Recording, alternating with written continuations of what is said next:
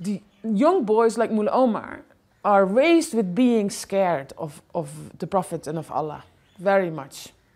The hell is described in detail to them in the little books they read, and how they will end up burning if they make a mistake.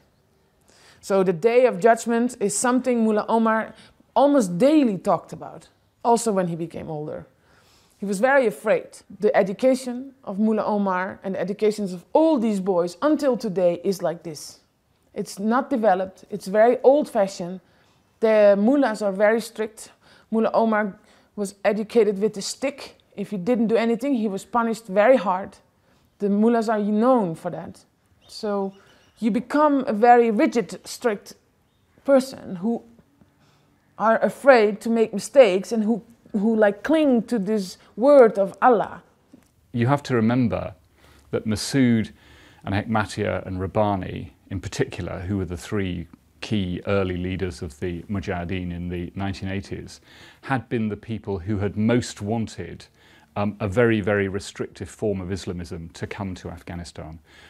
Women were forced to be covered up in burqas, not first under the Taliban, but under Masood. It was in the Panjshir Valley when Masood finally properly secured order, having defeated the Russians in the mid-1980s, that observers, journalists began to notice for the first time women's dress shops being forced to close, women being forced to wear burqas. But of course this wasn't reported at the time because the Mujahideen were our friends, they were heroes, they were defeating the Russians, and the threat of Islamism didn't emerge until far later. It was only in the late 1990s, and then of course after 2001, that we began to look at the restrictive practices that were going on in Afghanistan, and by then it was the Taliban who were imposing them.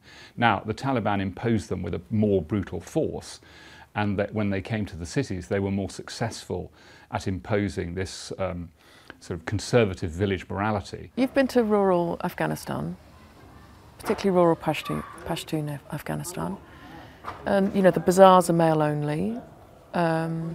I guess now you'll get little girls going to school, you'll get maybe female teachers in some places. You might get clinics with women working.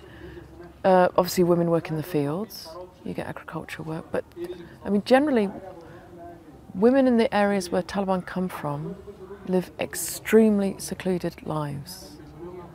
And there'll be, this is just normal. This is normal life, and it's the case today.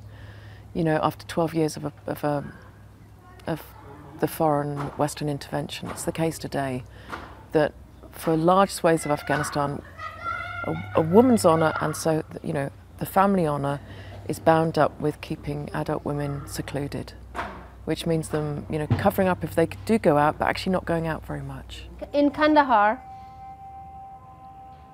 when I say that people live in history, people track you down. People follow every action, every decision, every mistake and every good success thing or successful thing that you do as a person, as a family, as a tribe. And so women often in this society or in this culture, they don't have the choice to marry whoever they want. It's a tradition, especially among the Pashtuns, that when your brother's wife if your brother dies and you have a wife left, a sister-in-law, even if she's 20 or 30 years older than you, with 6 or 7 or 8 or 10 kids, you're expected as a brother-in-law, it's your duty to marry her. And part of the reason is to keep the children in the family because children belong to father. فديك أم تذكرنا وصفل مثلا كما شجرة غادي تشي مثلا نارنا باتكوي وهمي يا دس وقت غادي تشي حتى زين ودسكي سونا ساتشي طلاق ولا خاصتي ده محكمة يعني شذي ويليش ما تحقنا راكي في ميراثك يا بدوكي بديك برمانون صادر سوتش برشة بدوكي مركي ده متعب شكل بنشي بدأ غير باتكي جي ده أكثر نبسند كلتوري برخيويش ده زمان جري وقت نوي خدي خدمات شروع كده وده ما دس خبلا وريدلي وقت ما تقول شيء دير كارن بدير باريسي كما يتسكر وقت ننا وتم يوزني شيء ما دير زوربي رنج راكي يا غلا دي هغه په کورو کې د ښځو سره تاوتریخوالی دی چې زه په کورو اسکار کورنۍ مسؤلیت دی زه د چا کور ته څوک نسم لېږلی. There was a general ban on women working apart from in the health sector. And the UN agency, the World Food Programme, ran bakeries where they employed widows. It was a way of subsidising, selling subsidised bread to poor people, but also employing widows. And Mollah Omar decided to close them down. Right. Why? Because women aren't allowed to work. Okay, so I interviewed some widows, the women working at the bakery, and they were extremely strong in their statements. They said, "Are they Muslims?" It was the strongest criticism of the Taliban I had. Are they Muslims?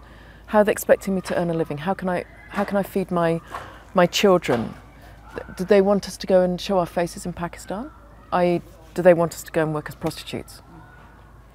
And again, the order was countermanded the next day. They just changed their tune very quietly without any announcement. So the women were allowed back to work? Yep. Because I guess in those days there was a, you know, again, for all the horrors that the Taliban regime visited on Afghans, their sense of themselves was of this upright government. And they were shameable.